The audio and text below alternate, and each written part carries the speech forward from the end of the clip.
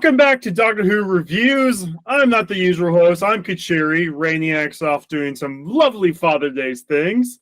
And so it's just going to be the three of us talking about the episode and maybe having Rain say something if we remember. If not, he'll probably just edit himself in. It's his show. Anyway, who's the three of us? Well, again, I'm Kuchiri. And then, of course, there's the toy maker, the god of games, the trickster, the god of traps, Maestro, the god of music, Reprobate, the god of spike, and the god of the virtual left and the deity of mirrors, Freezing Inferno. Yeah, that's right. Take that, Mara. Oh, wait, the Mara's afraid of mirrors. Little wussy snake is like, oh, it's a mirror. It's too strong for me. I beat up rubber snakes for breakfast. I just remembered how bad that snake looked. No. I know. George Lucas could be the CGI version. What was that, Kat? It could be worse. It could be the CGI version. Yeah, well, you could pull a George Lucas in special edition that thing, which they did. RTD petition for the next god to return in a much better CGI look. And the god of my virtual rights, but not politically, and the god of the Defoe, Kat, also known as Concave Usurper. What? How did I not William Deneau you were going to do that? Well, we always have to delay the Willem to show for this bit now.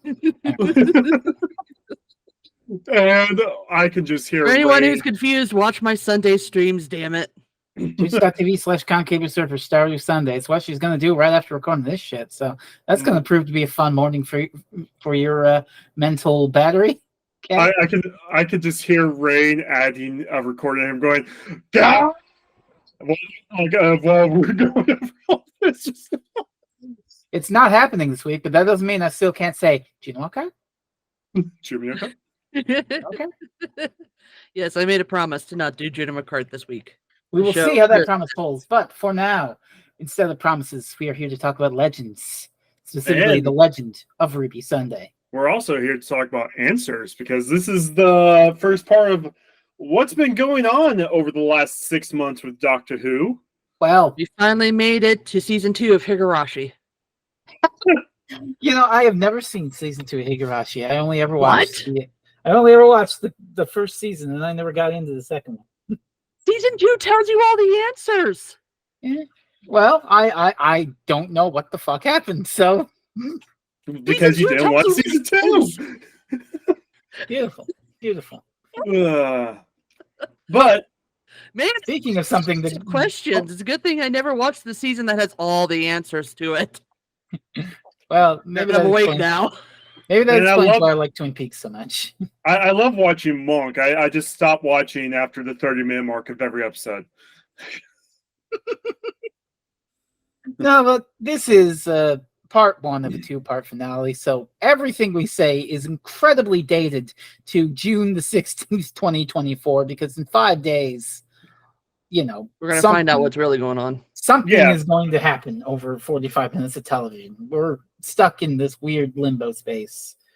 And I don't know how I feel about that. I mean, we've been here how many times before?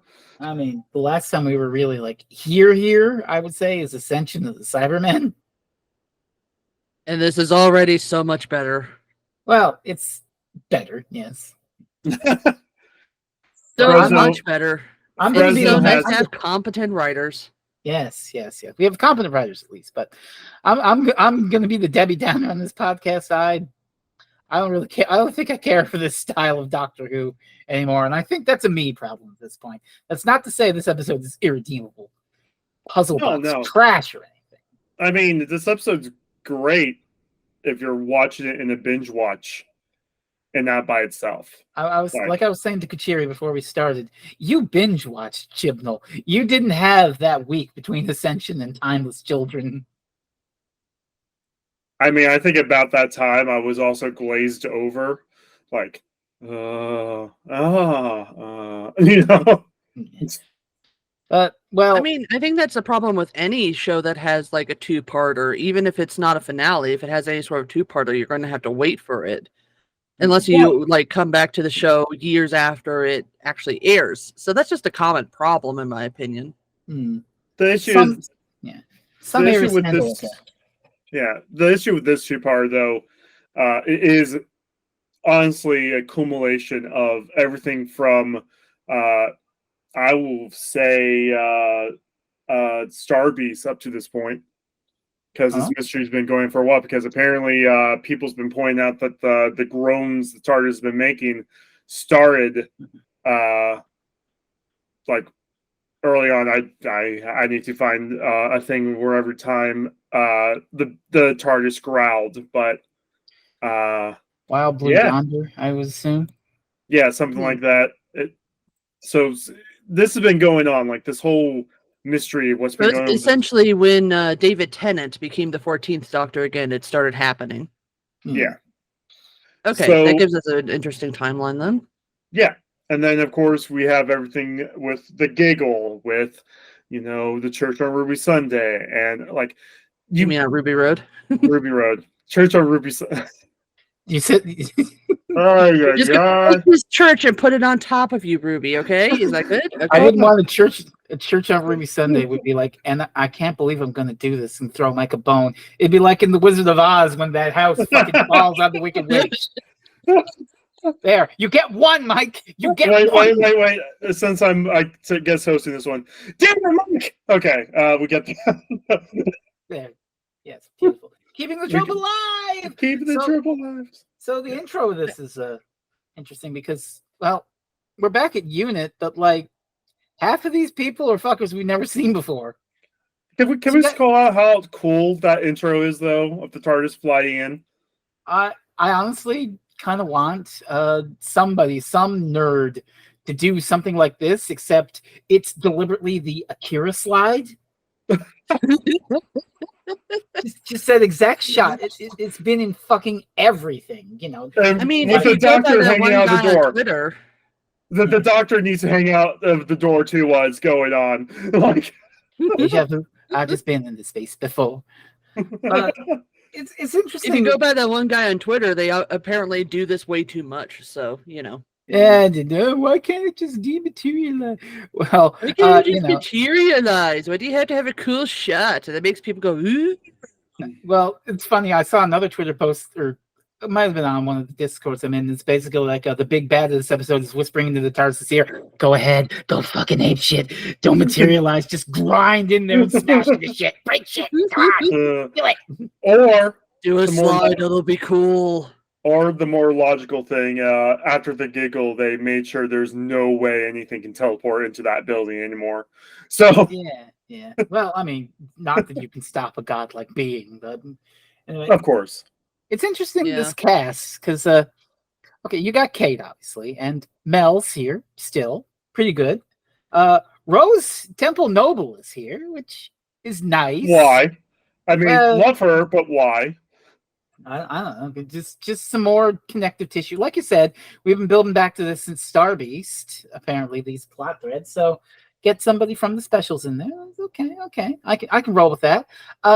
No Shirley, no Ruth Madeley. I don't know where she is. According to RTD, she's on sabbatical, but she will return in season 2.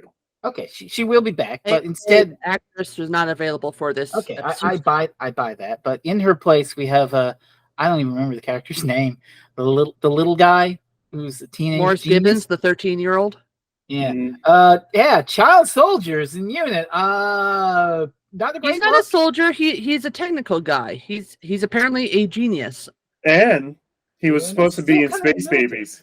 He was actually supposed to be like the main space baby. They liked him so much that they cut his character out of Space Babies and then told him he got a much bigger role. Okay. Yeah. It's all slotting into place. And then we've also got another new face, Harriet. Harriet, yeah. Who will come up later. It's another one of these things. And so we're all here to talk about the mysterious mystery of Susan Twist. The woman who and also Ruby Sunday a little bit. Yeah. But mostly Susan. This is basically, and this is probably part of my problem with the episode. It really is basically just wheel spinning to me. I may be being a bit uncharitable, but it's basically just we're going to talk about this theory, and we're going to talk about this theory, and we're going to investigate this thing, and we're going to investigate that thing. Oh, there's the twist. See you next week.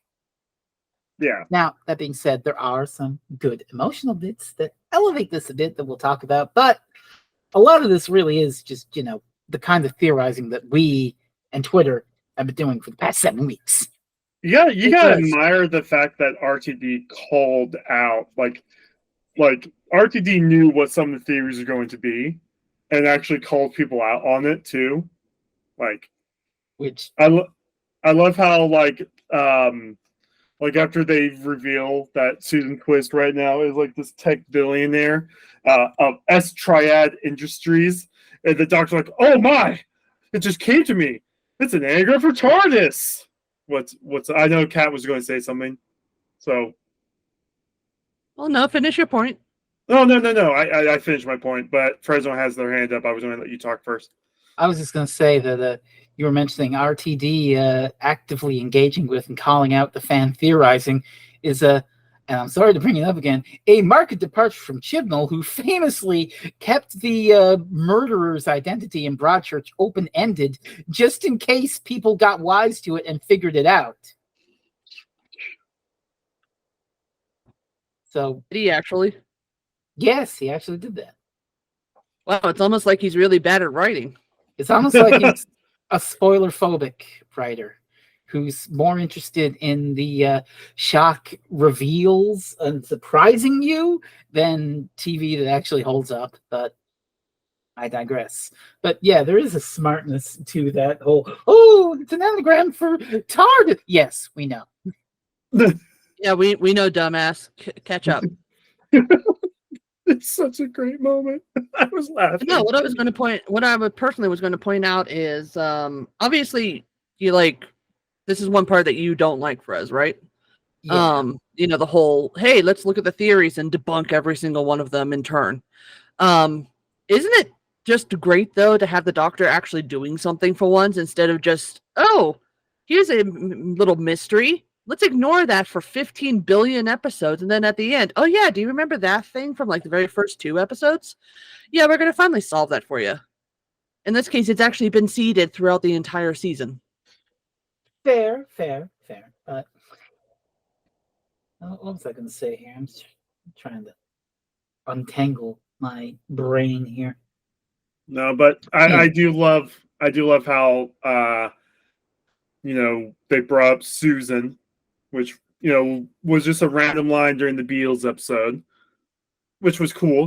Bringing back Susan, and then this whole thing about is Susan Twist or Susan Triad, the Susan from the Doctor's past. That is literally the theorizing. You have cast an actress who appears all across time and space in Doctor Who, and the name of this actress is literally Susan Twist. Us nerds are going to be like, holy fuck, is he actually doing it? And Doctor Who is like that too. I remembered my point, which is I do agree. I do meet Kat halfway that this is an episode about actually doing things, but at the same time, it feels kind of divorced from its own concrete narrative, and it very much is just part 1 of 2 setup edition. Well, I will say again, is this an episode you're going to watch standalone? Not after the 22nd, no, but I mean, which honestly, that's why I kind of wanted us to wait and do both of them at the same time, but Yeah. Well, but that's the thing though, most other 2-parters, I could watch the first part of season 5's Angel 2-part because it was still a solid enough episode by itself. Yes, it was a 2-parter, but it was a strong first part of the 2-part that led a very good cliffhanger. Yeah. I mean, the issue with this episode, while it is amazing, in my opinion, it's a solid episode, it is only solid if you pay attention throughout this whole season, been, this episode is only as strong if you've been participating in the discussions or podcast. I mean, I wouldn't say that Build up, because it's like you literally said that RTD had a list of episodes for you to watch in order to get certain parts of the next one. I ain't doing that. Well, if I have to do homework for an episode, it's not a good episode. I don't feel like I have to do homework for this. I feel like I've been part of a journey that is culminating in something. Well, those 5 episodes were before this episode. Well, either way. No, I get what Kat means, but also, talking about homework. I mean, the big bad. We don't need to go linear. Sutek is back from the Pyramids of Mars, a 50-year-old Tom Baker story, and I'm not so much objecting to the fact that, though it does feel a little contradictory that something like Space Babies was like, hey, let's reintroduce all the beats from End of the World and stuff for all these new kids watching Doctor Who, and then to go 6 weeks later, holy shit, everybody, Sutek is back. Who the fuck is Sutek? I just got here. Sutek is back. I'm wondering if this Sutek is like the true Sutek and not some like alien being like from the other Sutek. Actually, it's funny that you mentioned that. Lawrence Miles, who is a Doctor Who writer, who's an odd duck, and I am literally going to screenshot this tweet right now for you. We're going all over the fucking place here, but we're breaking non-linearity. Who gives a shit? Because this Sutek looks nothing like this Sutek from 50 years ago, which again, because 50 years. But the thing is, like, to be fair, he was trapped in a time tunnel for quite some time. Yeah. Okay, here's the tweet. Here you go. Oh, an infinity mirror. Yeah. Overcomplicated traps like a Batman villain. We'll get to that. Oh, I will say that is one thing that made me kind of laugh. It's like, I know what I'm going to do. I'm going to infect this person named Susan, and she's going to start this whole company, and it's going to be the S Triad, and people are going to think, oh, it's an anagram for TARDIS. But what it's actually going to be is it's going to be Sue Tech. That is kind of funny. Yeah, that's wild. And while we're on that tech, I do kind of like it. Kind of reminds me of Series 7 with the Clara arc, where the twist is, hey, you stupid idiot, you were thinking the twist was in the wrong fucking place. I sure fooled you, didn't I? There is no Susan twist, you moron. Which is kind of delightfully trolly. Yeah. Oh, I mean, that line, like at the very end, you thought I was family. Oh, that's a gut punch right there for line. Yeah. And like I'm gonna be more charitable towards this episode than you guys are. Like, you guys, I am sure that you guys have watched a lot more of classic Doctor Who than I have. I've seen all of it. Well, yes. And I have seen Pyramids of Mars. So when it first came up and I was watching this, I was like, oh, it's going to be Sutek, isn't it? So I literally got goosebumps. I was so excited for this. I'm very happy. And so, yes. Like, but speaking as somebody who has not been a fan quite as long as you guys have, I'm going to say that I think that what they did with introducing Sutek is actually great for new watchers as well, because like, they didn't imply anything that he has fought him before in this episode. They introduced who Sutek was. They were listing off the entire pantheon of, well, I guess you could call it the pantheon of Discord now, since, Sutek. They were listing off the entire pantheon. They were building him up to exactly what he is, which is the god of death. So I think that the buildup was actually really, really good for new people. Okay. No, it was basically an epic introduction to like a final boss fight, Yeah. No. And well, I was going to say I completely brain farted on why I raised my hand now. Oh no, I was watching this with my roommate, and whenever the whole finale, how I got so tense for like the last like 4 minutes, the second the words behind her, once you add to the whole fact this is like a boss fight, like the boss's name shows up above their face. I'll just imagine like a Zelda boss. London. Yeah. So I have 2 points. I wasn't done. Oh, okay. Go ahead. Sorry. No. But while that whole thing was going on, the second it says Sue Tech, I was like, oh! And then it just scared my roommate, who's never seen Classic Who was like all tense and freaked out with all the stuff that was going on with all the chanting and the screaming and the doctor freaking. I'm like, oh crap! I'm sorry. See, that's why I think that it works. It still works, even if you haven't seen Pyramids of Mars. All right. Well, those are valid takes. I have 2 points. I think for me, it's less, oh no, the new viewers aren't going to get this, which I don't know. I think it's more that I know what it is and I'm sufficiently whelmed by it. It's like, oh no, this isn't a new crazy fucking God of Death thing. It's like, oh, it's Sutekh and the Pyramids of Mars. I mean, that's why I'm thinking this is like the true set, like the actual God, not some alien, which what that tweet says. This is well, here's a second question for you, Frez. How terrifying was the toy maker back in his original appearance? Because I haven't seen it. Oh, that cereal has a lot of fucking problems, so I'm gonna say not very.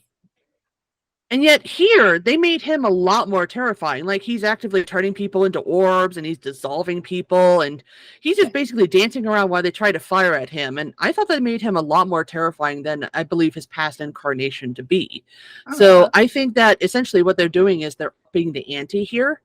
And I don't think that we should discredit Sutekh just because of his past appearance. Okay, but before I get to my second point, I will say that Sutekh is definitely imposing and terrifying in the original Pyramids of Mars, so he fits the bill. But he's a little bit more here, though, because, I mean, when he last appeared, he didn't have sudden chanting like he was fucking Sephiroth descending down from the heavens.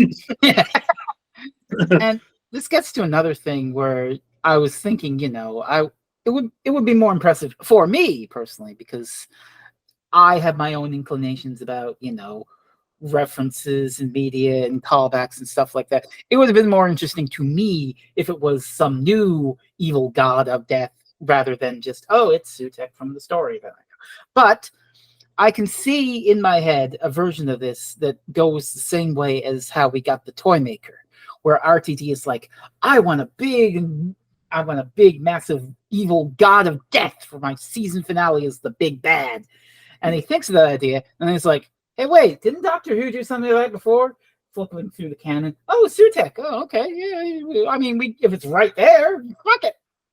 At least somebody's paying attention to the continuity. Well, great continuity. Again, going off that point, RTD has said more than once that there will be no returning villains this season, which is why I'm more implied, onto the whole thing that this isn't the Sutekh from Pyramids of Mars. Okay, so he was doing a little thing called lying. Yeah, I know, but I've been lying the whole time. I do kind of miss the fact that because I liked that this was a standalone season up to this episode. It reminded me of series 11 of Jodie Whittaker, which I will say was a good idea on paper. The writing, less than stellar. I mean, some good episodes. I listened to the podcast while I was doing the binge watch. You guys were enjoying season 11. Just saying, I'm just. And then the other shoe dropped. But episodes like Demons of the Punjab, Takes You Away. Basically, anything that wasn't heavily Chibnall. Hell, even Kerblam was functionally good until it shit the bed with the twist. But that was a functionally good Doctor Who. Yeah, it's like I used to try to defend that episode, but thinking more on it and all the shit that's been happening, I can't defend it anymore.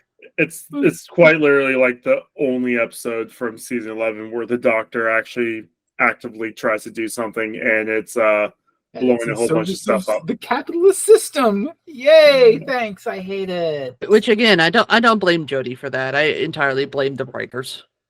Yeah. AKA Chibnall.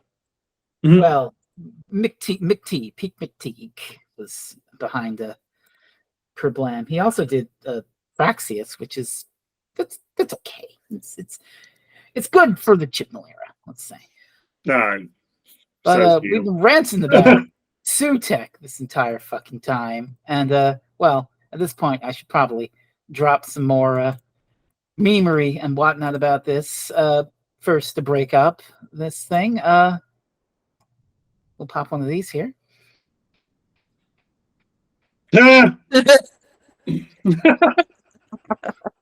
It's not wrong. that's actually pretty accurate. But secondly, going back to Lawrence Miles again, he's a weird odd duck, but I don't agree with him all the time, but he's kind of on the money here. He had a tweet thread about why Sutek didn't work for him. And in fact, he responded to that tweet thread with that theory I just linked earlier, the one that was similar to yours, Kuchiri, about how this is the real Sutek and the one in Pyramids of Mars was just like an alien poser or whatever. But here's part of Lawrence Miles' thread. We'll be linking the whole thing down below, Mr. Editor. But this is something that Michael Hoovian has been talking about too. He called it the Frezno test, which was amusing because it was like, what the fuck is the Frezno test? And I'm Frezno. The Frezno test being, would this be as interesting if it was with an original villain as opposed to something from Doctor Who canon? What does the Doctor Who canon elevate here? And here Miles is like, what is the Egyptian god of death from Pyramids of Mars doing fucking around with Doctor Who and trolling him about Susan Foreman? Which is basically his argument here. Well, I don't think Sutek was actually trying to trick. Well, you got the line, oh, you thought she was family. But see, that came up because Sutek, who was possessing the targets, overheard the Doctor think that it was family, you know? Well, this begs the question, which may get answered next week. Then why the hell is Susan Twist scattered all over time and space? Huh? I'm going to say that they're being very uncharitable towards the whole thing. It's like, especially that middle bit where it's like, having the god of death be in Doctor Who is weird. Sir, have you seen a Doctor Who episode? I'm not surprised that they brought in the literal Egyptian god of death. But so like Sutek's been possessing the TARDIS, it's possible that because Sutek's possessing the TARDIS and has also seemingly possessed both Susan Twist and has their own Arbinger, that it's interesting to think about because Wild Blue Yonder is the first Susan Twist, but that obviously predates the theory that, oh, Sutek got in from the edge of the universe and the salt horse shit. Yeah. But the thing is, the TARDIS was still there. Mm-hmm. And the thing is, I think Susan Twist was a real person that got possessed by Sutek somehow. And because Sutek's also possessing the TARDIS, wherever the TARDIS goes, Susan Twist has a dream about being in that area. That's the way I see it. Mm-hmm. I don't know. I don't feel qualified to make any theories. Just gotta wait 5 days to figure it out. 5 days. Well, technically, you watch it the day after, so 6 days for you. And Kat, I get to. I watch it Saturday morning, so I don't know. I don't know. We'll see. I might be able to swing in a Friday night launch, but we'll find out. So, with all that Sutek stuff is part of what's happening, but there is also, this episode isn't fucking named The Rise of the God of Death. It's called The Legend of Ruby Sunday, and a good chunk of this episode is spent dealing with that particular mystery around. The time window Ruby's is so cool. And this leads to I know I've been a bit of a Debbie Downer, but this part actually is my favorite part of the episode. They bring back the VHS, something that most viewers that have been watching this will not recognize. Ruby plugs in the tape, it just starts playing Symphogear. Not even like a straight rip of some gear. Just some dude just like video recording. As like a pirate. No, Frez has literally ripped the actual show to a VHS. That's how obsessed he is. It's true. Oh, hey, so you need to find that unit headquarters. You need to go to the time window and have them connect the VHS so you can spend time with all your singing, transforming heroes. You can literally be there when that one dude rips off all his clothes and stands there naked in front of everybody. I won't say who, because spoilers. Hey, Kat, we can go to the concert in season 5. Oh, no. So, I love this interaction leading into this, where the doctor's like, Kate, do you have a time window? You explicitly told us not to. Do you have a time window? 10 floors down. It reminds me of a bit from Remembrance of the Daleks. Ace, give me the Nitro 9 you're not carrying. But this is so cool, just the way that and I believe it's the same like 360 green screen tech or whatever the hell they used for Boom to do this. But it's so cool, just the lo-fi VHS aesthetic and just being stuck in this little pocket of time and trying to figure shit out. And all that's really cool. But what I really love is just Millie Gibson in this. Where it's like, you can't move, Ruby, you can't move. No, doctor, no, I have to see. I have to know. Oh, she's so good. And hey, everybody. How far away was the video recording camera from the action? 66 meters from the church. Which is also 73 yards. 72.1 yards, which rounds about to 73 yards. I really hope they don't like explain 73 yards. I have gone on record on this. I think it was just a piece. It was a piece of every episode somehow in this episode. Okay, just leave that particular plot thread unfurled for me, please. But either way, just Millie Gibson's acting is superb and on point. Like, this is what I come to Doctor Who for now these days. It's a social allegory that reflects the real world. Mirror alert. And really heavy emotional acting. Oh, yeah, no. The whole scene where they realize that the mother is crying and Clara is like, your baby girl. I took care of her. You don't need to worry. She's taken good care of. Like, I'm sorry, but her name's Cherry. No, Cherry's the grandmother. Carla Sunday. If it was Clara, I'd be screaming my fucking head off. Cherry's the always waiting for her tea grandmother. The grandmother is definitely going to have something bad happen to her in the next episode. While we're mentioning, she has one scene with Mrs. Flood where Mrs. Flood gets to be on this. And I have a little something to present, of course. Uh-oh.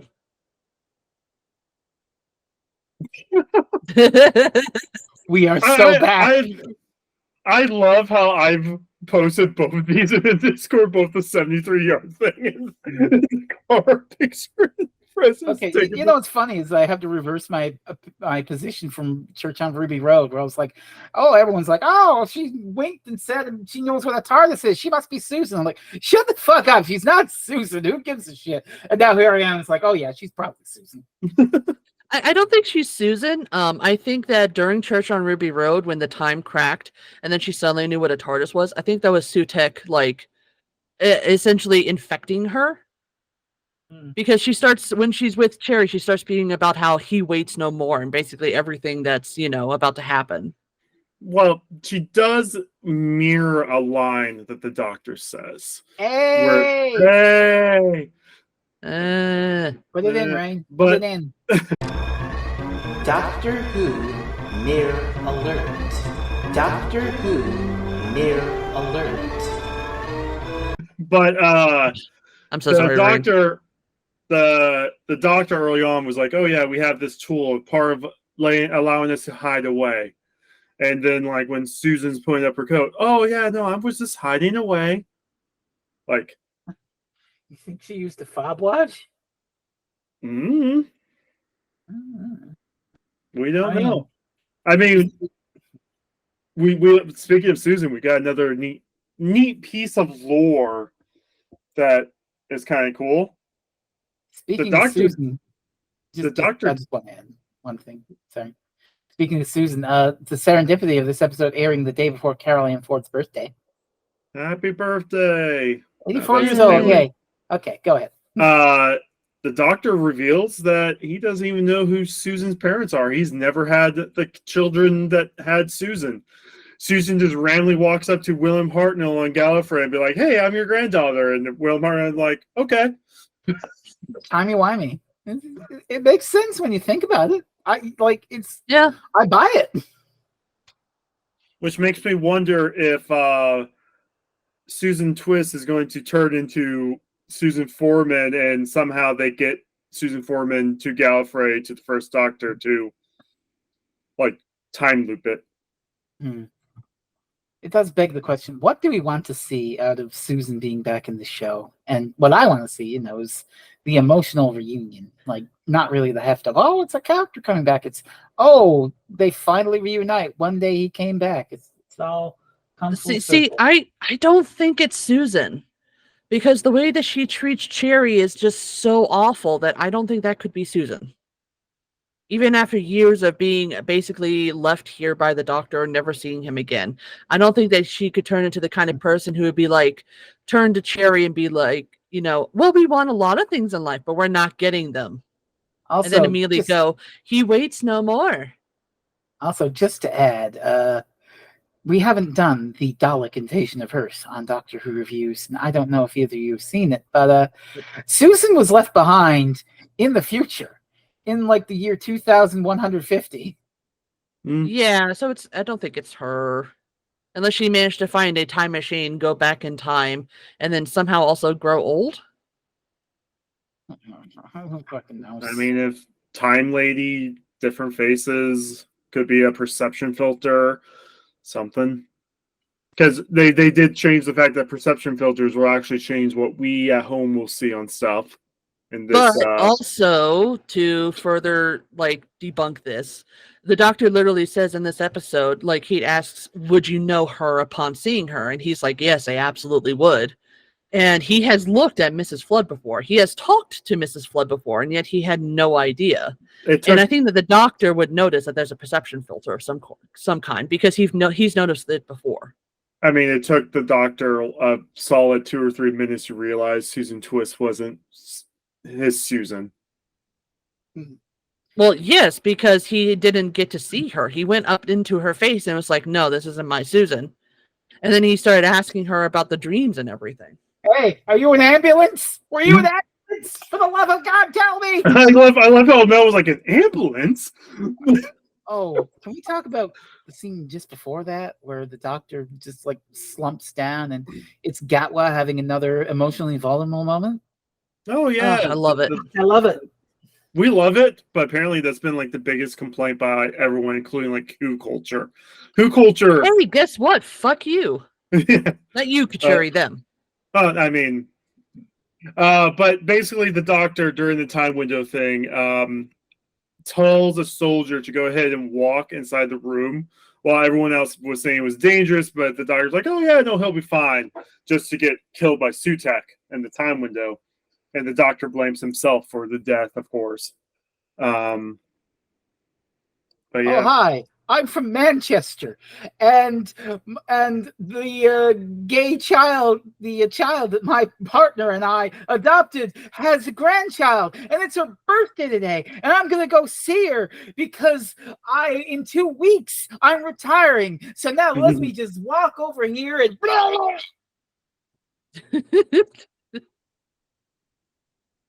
But yeah, we also this is where we first get the sense of the TARDIS. Is it a second TARDIS, or is it the TARDIS from the memory of 2004? It goes. I think it's the TARDIS from the memory. Yeah. Which we should add. We should mention Tales from the TARDIS, which is that thing Do we with have memory to? with the memory TARDISes, where old companions and doctors come in and they're like, "Oh wow, it's a memory TARDIS. Hey, remember that time we had an adventure?" And then it plays a classic Doctor Who repeat. Apparently, two fun facts. One, apparently one is being another one's airing, and Next two, week. they never did a fourth Doctor one. So my guess is that Gatwa and Gibson end up in that thing and are like, boy, that Sutek thing escalated quickly, huh, Doctor? Yeah, let me tell you all about it in a little story memory called Pyramids of Mars. Man, it's a good thing I just don't watch those things because I don't give two shits. Well, you've seen Pyramids of Mars. Well, yes. But again, if you have to do homework to be able to understand certain things about a show, if it was commentary by the actors for the show, I'd feel a little bit better. But the fact that they're in character and there's like this whole plot line around the Tales of the TARDIS, quote unquote, a plot line. It's really more like a doesn't framing appeal. device for why this repeat's happening. Or, again, just have a commentary show where the people talk about the episode and, like what's their favorite parts and behind the scenes stuff, which is actually interesting. Which they already actually do for the new episodes, which is how we got Moffat talking about Pertwee's burgers for Boom. Is there other shit I wanted to mention here really quick? We didn't really get the whole time window scene is cool, but we really didn't get anything other than the mother was crying. It does not resolve the mystery of Ruby Sunday it's just a really cool 12-minute set piece.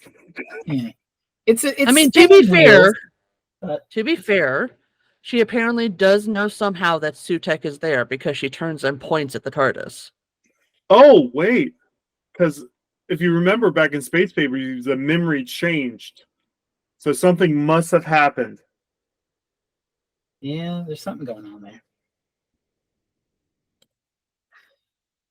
And I'm sure we'll get more answers with the time window because the Doctor tells Ruby to go back to the time window at the end of this episode, and she's kind of like trapped in there, and all this wind and snow is happening, and Oh yeah, by the way, Harriet from Unit is Harriet Arbinger. Oh no!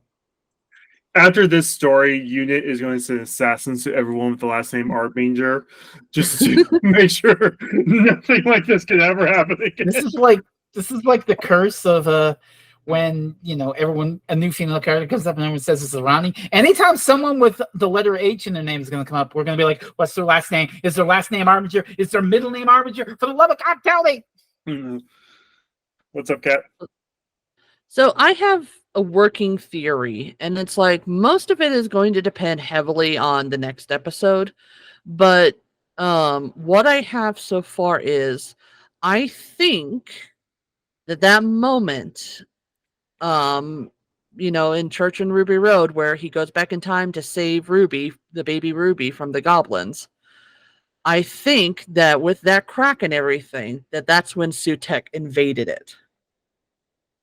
I think that moment where the Doctor, time literally cracked in half, and the Doctor went back in time and prevented it from happening by saving the baby Ruby from certain death. And I think that is when Sutek took over the entire TARDIS like he did. The best explanation that I have for Susan Twist being back in, Wild Blue Yonder and everything is, he's taking control of a time machine. He could very literally have split this woman up into several different parts and sent her back in time and so forth. Where have I heard that one before? Sorry, what? Where have I heard that one before? Well, yeah, we're not going to touch on that because that's a little too Clara-like for me. But I think that's what makes that moment so special. Is the time when Sutek took infested the TARDIS and started infesting the people around the Doctor to sort of get an idea of when he can emerge, and that's when the whole plot came about. That's my personal theory. If you don't subscribe to it, I don't care. My theory is going off the list. R2D said for us to watch before Legend of Ruby Sunday. It was Spearhead from Space, the very first Third Doctor story. Never saw it. Parting of Ways, which was the season 1 finale. Don't remember it. the Good Man Goes to War, which was the episode where the doctor goes to save Amy with Rory and a whole group of people. Yeah, and the flesh stuff happens. Ugh. The Bells of St. John, which was Clara's first episode. Clara mentioned. Yeah, and the church on Ruby Road. And Not Pyramid Mars? well, he said there was other episodes, but he didn't want the episodes to be spoiled. Oh, right. Good point. Before. But for these episodes, parting of ways, Jack dies, but his death gets denied by Rose. Yeah. The Good Man Goes to War. We find out who River Song really is. And we know that her death gets denied by David Tennant in the library episode. Like her conscience lives on. I mean, I would argue she's still dead. Well, if you really want to stretch, Strax dies in Good Man Goes to War, but gets better. Okay. Short or something. So okay. That works. Clara defies death multiple times. Like she died and came back. And Ruby literally died and came back. I don't know how Spearhead fits with the whole defying death thing. I couldn't tell you unless it's something regeneration. I never saw Spearhead, so I don't know. I haven't seen it in a long time. I don't recall anything like that. That's 4 episodes where death gets defied, and we're now against the god of death. So, I mean, it could be that this being is more mad at the doctor about all the death-defying that's happened over the years instead of. Well, I'm just imagining Sutek watching the Gas Mask 2-parter from Series 1. Just this once, Rose. Everybody lives. Curse you, doctor! I'll get you next time! Next time! Oh, fun fact, Spearhead is Spearhead from space, right? Yeah. Yep. That's the first time they mentioned the 2 hearts thing. Yep. Which is wild because that's literally just some shit they made up for that specific story. Because there's been black and white ones where they said, "Oh, we're reading the doctor's heart." Now it's just, "Oh, well," because the doctor passes out and gets in the hospital, and it's like, "We need to get UNIT to investigate this weirdo so the plot can happen." Hey, let's say that they had 2 hearts. Who gives a shit? And then they have to go back and explain that after your first regeneration, you grow the second heart. Yeah, the canon nerds had to make some fucking bullshit up because you can't just make some bullshit up. It all has to make this logical sense. You're not allowed to just make shit up. You got to follow what came before. That's an interesting 5 episodes to consider. I don't know what it means. I mean, I would argue, I don't know if it all has to do with death. Like, Bells of St. John has to deal with technology going haywire, which might be something Susan Triad Tech, Sue Tech. And, I mean, Parting the Ways was the very first epic 2-parter from RTD. Spearhead from space, UNIT. UNIT, yeah. Good Man Goes to War, something. I don't know. I honestly don't know about that. I think I'm just skimming over Spearhead right now, but it's like the first episode where the 3rd Doctor is exiled to Earth and everything. So, and it's an Auton story. So I don't know. I don't know why he said that one. I'm lost.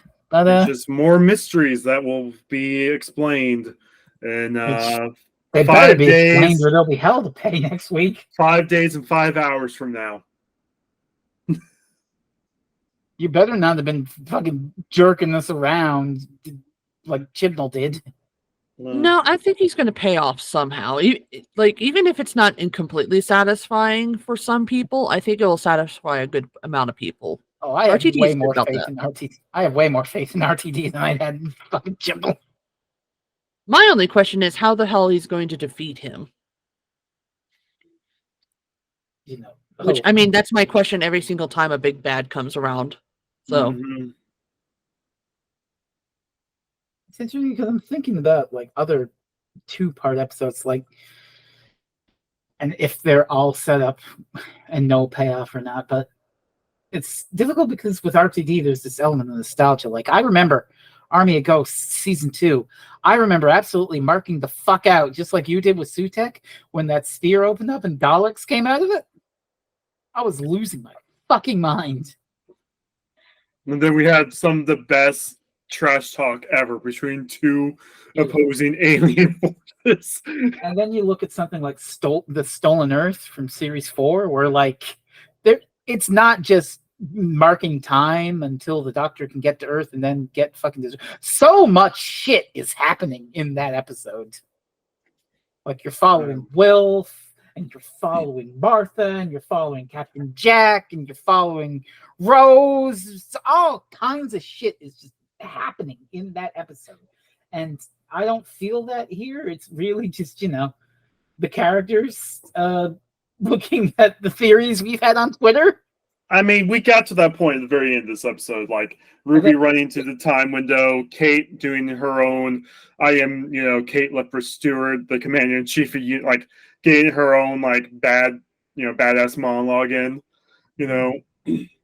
and then the Doctor is now having to deal with Susan. By the way, the makeup on Susan Twist's Harriet transform and Harriet transformed. Fucking wild. It's 10 good. out of 10. It is spooky. I mean, the guy who got possessed in Pyramid of Mars looks way worse, but you can excuse that because it's 1970s. That's the Disney money. They had the fucking budget that Rain paid for his Father's Day lunch. So hey, speaking of Rain, should we use this time to come back and be like, but I made lunch. Okay, then the cost of paying for the grocery bill, whatever. But yes, we should give Rain a space to because I think we're pretty much wrapping up here, unless we have another. Yeah, I mean, we could talk about. I'm assuming you guys haven't seen the trailer to the next episode I have yet. not. I don't want to, just because Okay. I want to go in completely surprised. Yeah, they didn't have the do too. trailer. They didn't have the trailer to the episode, which I thought was a cool idea. And then here I am scrolling through TikTok, and here's a 10-second tease. So it's like I've seen it. So I'm not going to go into it. But yeah, Rain, it's your show. Rain, take the floor, Texas boy. Because I'm Don Quixote, the man of La Mancha. Da, da, da, da, da. Sorry. Ever since I watched that one episode of Quantum Bleed, I've had that song stuck in my head. Thanks, Mike. Appreciate it. So, The Legend of Ruby Sunday, then. Oh boy, this was certainly a thing, wasn't it? And it's a thing that is hard to judge because we only have one half of the story, and we haven't seen the other half yet, and we won't see the other half until Saturday or Friday if you're living in America. Thanks, Disney Plus. That was not sincere, by the way. That's the whole time disparity thing. Yeah, an absolute kick in the teeth, but it is what it is. But I think it is important to judge the episode on its individual merits as well. And for what it's worth, I thought there were quite a lot of merits. I actually really enjoyed this. I found the last 10 minutes extremely intense. I had to go and have a lie down afterwards, but I really enjoyed it for the most part. So firstly then, Mrs. Flood. Mrs. Flood is apparently evil now. Ruby's grandmother is probably dead next time we see her. I mean, possibly not, but she might be. I don't think Mrs. Flood is necessarily connected to Sutek. She identifies that the one who waits no more. He waits no more.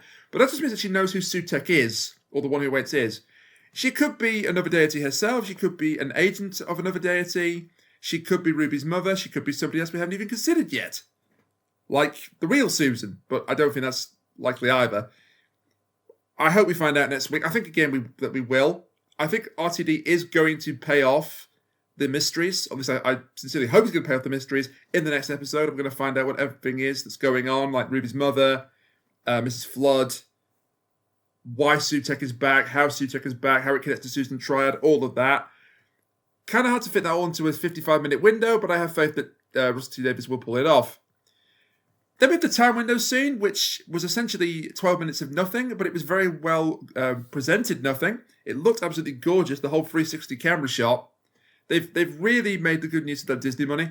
They really have. And I thought the intrigue, particularly when the woman is pointing in the time window, and the Doctor thinks he's pointing at her, or she's pointing at him, sorry, but actually she's pointing behind him to the giant black cloud of evil that has just reduced Captain Manchester to dust. I mean, that poor guy was a red shirt from the second he was introduced, by the way. And speaking of red shirts, Unit's back, and Kate Stewart is likeable again after her exploits in The Giggle and 73 Yards, where she very much was not likeable, where she was actually kind of despicable at different points of those episodes. The rest of Unit, well, they're a bit of a mixed bag. Why is Rose here? Please? No, seriously, why is Rose here? Why is she working for Unit? She does nothing in this episode. Absolutely nothing, apart from a cute scene with Carla. With Carla Sunday, Ruby's adopted mother. I guess she's there to just inform the audience that David Tennant's Doctor is still around and Donna is still around, but other than that, she does absolutely nothing. I don't think she's even in the room when Sutek appears. I think she's sent out because she's non-essential personnel. So why is she here? Then we have Harriet, who's a walking, talking plot device, but a very good walking, talking plot device. The makeup on her when she becomes the Herald of Sutek is phenomenal and really, really creepy. Same with Susan Triad when she's fully possessed at the end of the episode.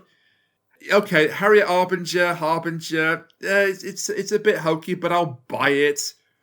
And we got fooled by that very same trick back in the Devil's Cord. And Maestro and Sutek are connected, so I suppose I'll let that one slide. The actress for Harriet, by the way, is called Genesis Linnea. With a name like that, she was born to be in Doctor Who. That's a really cool name. Faring less better is Maurice Gibbons, played by Lenny Rush, who was originally going to be in Space Babies, and then they thought it'd be a shame if this great actor just was a voice, so they gave him a part in this episode. And again, he probably wishes they hadn't bothered, because his main role is to provide a timer for when Sutek is showing up at the end of the episode. No, seriously, if you go back and listen to his dialogue, it's nearly all of it, like 50% of his dialogue is like 95%, 96%, 97% and rising. And that's pretty much all the function he performs. Maybe he'll get something to do next week. I suspect he won't, because the problem with these two-part finales is there's so much to cram in, even with an extended period of time, that something has to get left by the wayside, and it's usually the supporting characters that are introduced in the first part. So we'll find out, I guess. And then we go back to those last 10 minutes, and oh boy, this was just super, super well done. Everything from Shitagap was breakdown when he's blaming himself for the death of Colonel Chidozi. I think I'm pronouncing that name correctly, but the Captain Manchester, the unit colonel that Sutek reduces to dust. And then you've got Mel, who didn't do a right lot, but love the scene between her and Ncuti, where she's trying to basically mentally kick his ass to get him back to his feet so he can go and deal with whatever's happening with Susan Triad. And then we have Susan Triad, and the big mystery about her turns out to be a fake out. A big, glorious fake out. She's not the daughter's daughter. She is, in fact, an agent of Sutek, and she doesn't seem to have realised this until she was activated, so I guess she's like a sleeper agent. We'll probably find out more about that next week. I thought that scene was just so well done. And the line at the end, "Did you think I was family, Doctor?" That's a cold line. That's cold as ice. That's one of the coldest lines I think we've had in Doctor Who for several years. That was just brilliant. And yes, of course, Sutek, the God of Death, is back. After a 49-year absence, at least in television, he showed up in Big Finish. Because of course he did. Everyone shows up in Big Finish. I love his new design. The devil dog around the TARDIS. That's fantastic. They've got his original voice actor back, Gabriel Wolfe. That's brilliant as well. Don't know if that's going to mean that he's connected to the Beast from the Impossible Planet and the Satan Pit. It might just be a coincidence. We'll find out next week. I'm saying that a lot of it we'll find out next week, but it's true. It's true. But I thought the whole way of bringing him back was brilliant. My personal feeling, because the next episode is called Empire of Death, spoilers, that the big bad might be the Grim Reaper, or a representation of the Grim Reaper in the Doctor Who universe. It kind of is, because Sutek, or Set, or Seth, is the Egyptian god of death. Yeah, Sutek is back, and I'm delighted for this. It could have been that originally the plan was like, okay, let's make the big bad the god of death. Oh wait, we have a god of death already. Let's just bring back Sutek. I don't know. I can't read into what's through David's mind. I can't do that. And we did get a trailer for next week. There was a brief clip shown at the end of the Doctor Who Unleashed show for this week. There was a brief clip at the end of the official Doctor Who podcast. and there was a brief teaser trailer shown on BBC One after the episode had finished airing. But we just got, when the episode ended, to be continued, which usually means that something major is about to go down. Cast your mind back to Journey's End, or the Stolen Earth, leading into Journey's End, where there was no trailer. But personally, I love the fact that the BBC are keeping their powder dry on this one, and they're not revealing too many details about the episode, and they're keeping us guessing going into it. And it might be good, it might be bad. I have faith in Russell T Davies and his team to actually deliver on his promises. But we'll find out next week, and I will hopefully be back next week as we look at Empire of Death together. And now, if you'll excuse me. To dream the impossible dream, to fight the unbeatable foe. So, what about us? What do we think of Legend of Ruby Sunday? Again, I loved it, but at the same time, I can't recommend it as a solo watch of any way, shape, or form. And, I think I'll jump ahead because then we'll get like a little compliment sandwich here because I think Kat liked it a lot too. I'm the Debbie Downer. I was sufficiently whelmed. It's pretty much all set up. But that being said, it's better than Chibnall. It has some real strong emotional moments. I really love the stuff with the time window. I really love the doctor's conversation with Kate about Susan. I really love the doctor having a little cry about Susan with Mel. And it's definitely a big, bracing, epic reveal. I look forward to, hopefully, some answers and some catharsis and some good television that coheres next week. Kat? Yeah, honestly, remind me next week because I'm going to ask you the question of if they had shown the two-parter at the same time, like if they had shown both episodes back to back, if you would have liked episode 1 more. So remind me to do that. But obviously, we need to watch the second episode to do so. I loved it. It's like feels like a great build-up. It makes me feel excited for the next episode that's coming because, everything that happened with the emotional beats, everything that happened with set pieces and the plot points, it makes me excited to see what's going on. And it's like, I'm honestly not used to that from Doctor Who for a while, so I'm so happy right now. Well, but I'm happy for you.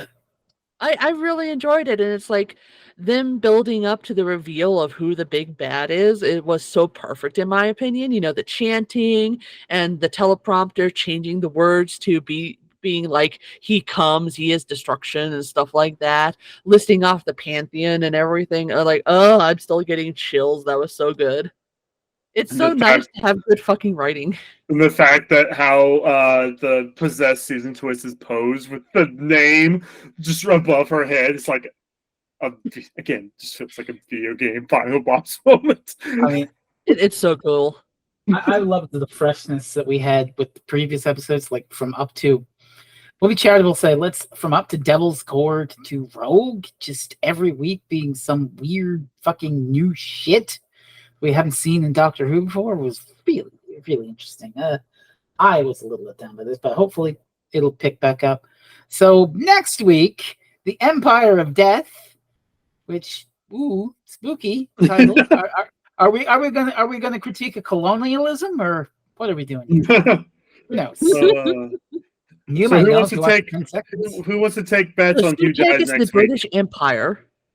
Who wants to take bets on who dies next week? My money's on Kate. No, he couldn't get rid of Kate. Like, obviously, Harriet's not going to be there because, she's blah, blah, blah. We might be able to save Susan Twist. Yeah, Susan's up in the air right now. And we still have to figure out exactly what's going on with Mrs. Flood, although I still think that she's been infected. Time will tell. So you could find us on social media. Oh, hang on, Kuchiri. I wanted to do this bit for the longest time. Hey, me, where can we find us lovely people? if I may. Yes, Frezno, where can you find us lovely people in Rainiac? You can find most of us on Twitter we're at Reviews Doctor, and individually at Freezing Inferno, at Concave Usurper, at Rainiac the Maniac, and on Threads at the Kuchiri, maybe on Twitter. If Cactus and Cacti aren't involved with certain opinionated folks. I actually haven't been checking Twitter. Like, I got unbanned and I attacked like 3 transphobes and then just got bored. You can like, you can I mean, like it's whatever Twitter. you want now, and nobody will know. I just use Twitter for announcements and stuff. I really should get off that fucking hell site. But anyway, speaking of fun sites, we're also on Twitch. Twitch.tv/the Kuchiri, Twitch.tv/Rainiac, if he ever plays a computer video game again. Twitch.tv/Freezing Inferno.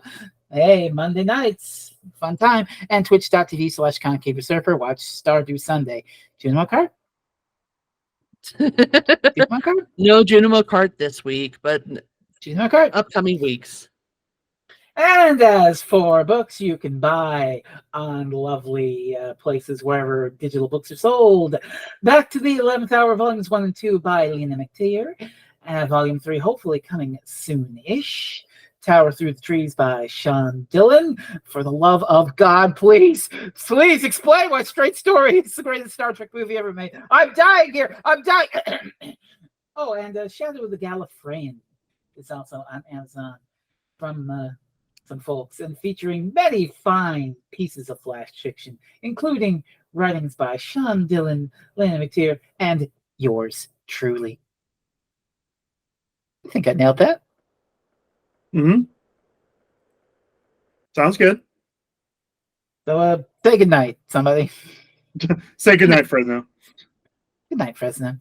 And we'll be seeing you next week, hopefully, if you haven't been driven off this shit by our incessant badgering.